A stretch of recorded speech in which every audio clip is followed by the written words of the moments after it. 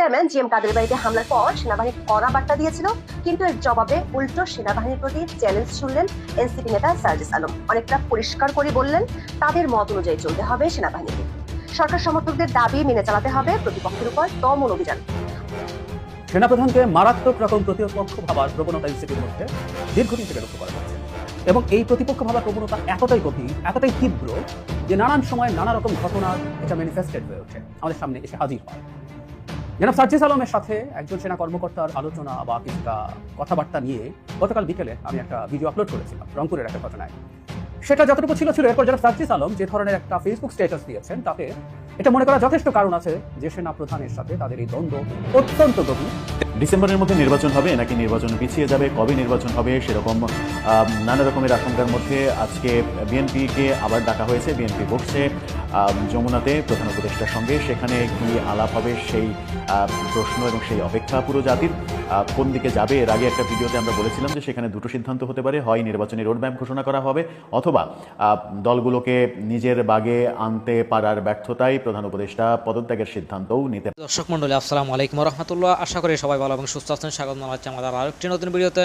সুপ্রিয় দর্শক মণ্ডলী, বর্তমান রাজনীতির অস্থিরতা ও নির্বাচনকে কেন্দ্র করে ডক্টর মোহাম্মদ ইউনূসের পতন সহ এনসিপি সমন্বয়ক সার্জিস আলম হাসনাতের বক্তব্য, তাদের দলকে প্রচারণার প্রসঙ্গে সম্পূর্ণ রাজনীতির বিষয়কে কেন্দ্র করা আজকের এই ভিডিও।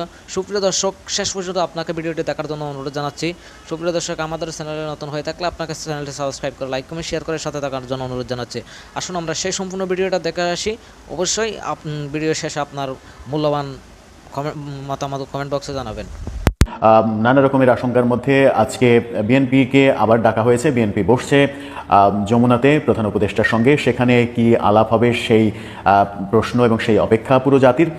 কোন দিকে যাবে, এর আগে একটা ভিডিওতে আমরা বলেছিলাম যে সেখানে দুটো সিদ্ধান্ত হতে পারে, হয় নির্বাচনী রোডম্যাপ ঘোষণা করা হবে, অথবা দলগুলোকে নিজের বাগে আনতে পারার ব্যর্থতায় প্রধান উপদেষ্টা পদত্যাগের সিদ্ধান্তও নিতে পারেন, এরকম আশঙ্কাও রয়েছে। এরকম আশঙ্কা যখন দেখছি তখন প্রধান উপদেষ্টার প্রেস সেক্রেটারি গতকালকে জাপান সফর নিয়ে যে প্রেস কনফারেন্স করেছেন, সেখানে আবারও বলেছেন 30 জুনের মধ্যে নির্বাচন হবে। সেই আগের কথা, একই কাসুন্দি ঘাটা হচ্ছে, তাদের অবস্থানের কোনো নড়চড় নেই। যখন তাদের অবস্থানের নড়চড় নেই, তখন প্রধান উপদেষ্টার জাপান সফরে ওই বিএনপিকে কেন্দ্র করে এক দল শুধু নির্বাচন চায় এই মন্তব্যের নানা রকমের পরিসংখ্যান বের হচ্ছে। আদতে কয়টা দল নির্বাচন ডিসেম্বরের মধ্যে চাই, দ্রুত চাই, কয়টা দলের অস্তিত্ব রয়েছে, কয়টা দল নিবন্ধিত, দলগুলো কি বলছে, সেই আলোচনাগুলো উঠে এসেছে। দৈনিক সমকাল একটা ভালো পরিসংখ্যান সামনে এনেছে। নিবন্ধিত দলগুলোর মধ্যে কে কি ভাবছে, কার ভাবনা কি, কে কবে নির্বাচন চায়, সেটা খুবই গুরুত্বপূর্ণ একটা ইনভেস্টিগেশন। সেই আলোচনা করে আমরা বোঝার চেষ্টা করব ডিসেম্বরের মধ্যে নির্বাচন কিংবা খুবই দ্রুত নির্বাচনের পক্ষে কোন কোন রাজনৈতিক দল আদতে আছে এবং রাজনৈতিক দলগুলোর অবস্থাই বাকি। সেই আলোচনাই করবে এই ভিডিওতে। থাকবেন পলিটিক্স টিভির নিয়মিত আয়োজনে।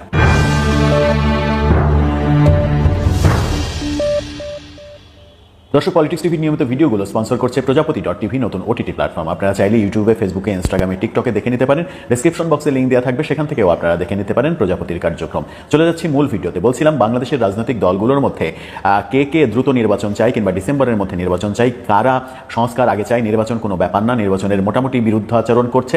অবস্থাটা কি? অবস্থাটা যেটা দাঁড়ায় সেটা হচ্ছে যে বাংলাদেশে এই মুহূর্তে নিবন্ধিত দলের সংখ্যা 49টি। সেই 49টা দলের মধ্যে একটা পরিসংখ্যান তুলে ধরেছে দৈনিক সমকাল।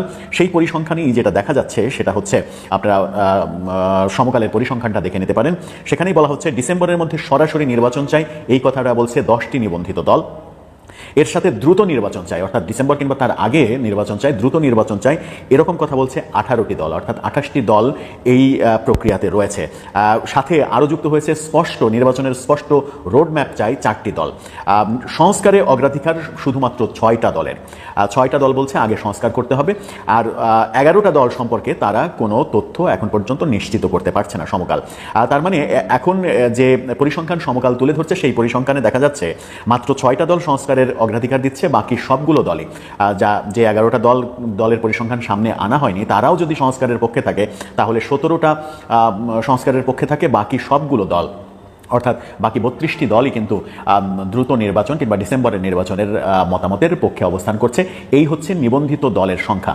অনিবন্ধিত দলের মধ্যেও বেশিরভাগ দলই দ্রুত নির্বাচন এবং কিংবা ডিসেম্বরের মধ্যে নির্বাচন চাচ্ছে, সেটাই সমকাল তুলে ধরেছে। তাহলে সরকার কোন জরিপের প্রেক্ষাপটে প্রধান উপদেষ্টা বলছেন যে মাত্র একটা দল ডিসেম্বরে নির্বাচন চায় কিংবা দ্রুত নির্বাচন চায়? এই কথা বলে সরকারকে নতুন করে বেকায়দায় ফেলে দিয়েছেন। একটু যদি বিস্তারিত যায় যে ডিসেম্বরের মধ্যে নির্বাচন স্পেসিফিক চাই কোন কোন দল, যারা ঘোষণায় দিয়েছে তাদের মধ্যে Democratic party, liberal Democratic party LDP, বাংলাদেশের সমাজতান্ত্রিক দল বাসদ, জাতীয় পার্টি বিজেপি, গণফোরাম, জাতীয়তাবাদী গণতান্ত্রিক আন্দোলন এনডিএম, বাংলাদেশ জাতীয় সমাজতান্ত্রিক দল, বাংলাদেশ জাসদ, বাংলাদেশের কমিউনিস্ট পার্টি, গণ অধিকার পরিষদ এবং বাংলাদেশের বিপ্লবী ওয়ার্কার্স পার্টির সাথে বিএনপি।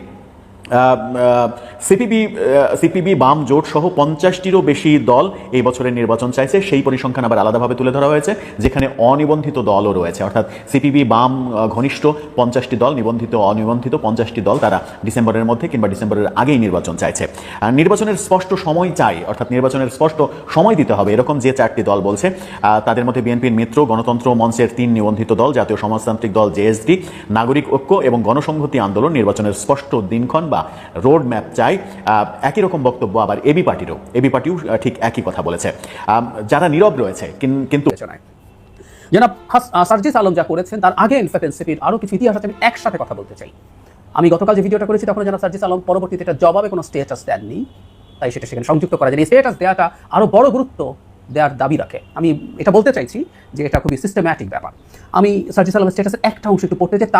তার আগে যখন সম্ভবত এনাদেরকে ধরা হয়েছিল, মানে আমরা বেসিকলি একটু বলে রাখি, সার্জিস তার স্টেটাস এটা আবারও বলেছেন, জিএম কাদেরের বাড়িতে ভাঙচুর এবং অগ্নিসংযোগের ঘটনায় সেনাবাহিনী কয়েকজনকে জিজ্ঞাসাবাদ করতে চেয়েছে। এর মধ্যে বৈষম্য বিরোধী ছাত্র আন্দোলনের লোকজন আছে, তাদেরকে ছাড়াতে জনাব সার্জিস আলম গিয়েছিলেন এবং সেখানে মিলিটারির একজন ব্রিগেডিয়ার জেনারেল, যথেষ্ট উচ্চ পর্যায়ের অফিসার, আমি গতকালকে ভিডিওতে বলেছি, যেখানে এই ধরনের মব ভায়োলেন্স আর চলবে না ভাবে জাতীয় কথা জনাব সার্জিস আলমকে স্পষ্টভাবে শুনিয়ে দিয়েছেন। এবং আমি মনে করি এটা শোনানো অনেক আগে দরকার ছিল প্রত্যেককে, যেই করুক না কেন। এবং এখানে শুধুমাত্র তার দলের লোকজন ছিল তা না, এখানে বিএনপিও ছিলেন এবং বিএনপির লোকজনকেও ডাকা হয়েছিল।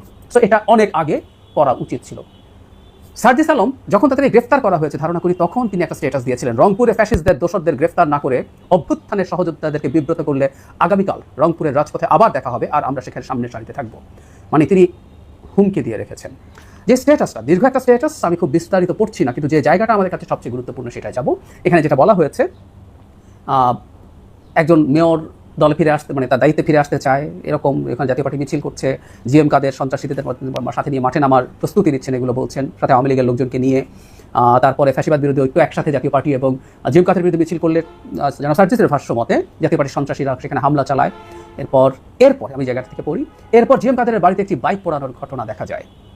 এই বাইক পোড়ানোর মব বা ভ্যান্ডালিজমকে সর্বোচ্চ গুরুত্ব দিয়ে রংপুরের সেনাবাহিনী সংশ্লিষ্টদের খুঁজতে 9 মাসের মধ্যে সবচেয়ে বড় অপারেশনের জন্য মাঠে নামে। Note of exclamation. মানে জনাব সার্জিসের ভাষাগুলো আমরা খেয়াল করবো, বেশ বিদ্রুপ এবং তাচ্ছিল্য আছে, এটা খেয়াল করতে হবে। তো বক্তব্য বিষয় না, বক্তব্য হচ্ছে তিনি আসলে সেনাবাহিনীকে আক্রমণ করতে চেয়েছেন। আমি আবারও বলছি, এখানে সেনাবাহিনী হলেও আমি রাদার মনে করি এটা আসলে সেনাপ্রধান। কেন আমি শেষ অংশে আসবো। উনি এখানে আশ্চর্যবোধক চিহ্ন দিচ্ছেন। তারপর বলছেন, মহানগর বিএনপির সভাপতি সেক্রেটারি এবং জেলা ও মহানগরের বৈষম্য বিরোধী আহ্বায়ককে জিজ্ঞাসাবাদ করা হয়। খেয়াল করে আমরা বিএনপির টপ 2জন লিডারকেও এখানে জিজ্ঞাসাবাদ করা হয়েছে এবং আমরা অন্তত সেটা নিয়ে বিএনপি তেমন কোনো প্রতিক্রিয়া দেখি না। আমি আমার গত ভিডিওতে বলেছি, বিএনপিরও উচিত হবে তার লোকজনকে সামলানো, তারা কোনোভাবেই এসব ধরনের কোনো কাজে যেতে পারে না। জাতীয় পার্টি কি হবে, নিষিদ্ধ হবে কি হবে না, জিএম কাদের গ্রেফতার হবেন কি হবে না, এগুলো সিদ্ধান্ত হবে সরকারিভাবে, আইনগত পদক্ষেপ নিয়ে তারপর কাজ করতে হবে। মবের মুল্লুক বাংলাদেশে চলা উচিত হবে না। যাই হোক, পরে তিনি বলছেন জিজ্ঞাসাবাদ করা হতেই পারে, এটা নিয়ে কোনো সমস্যা নেই। এই জায়গাটা খেয়াল করি।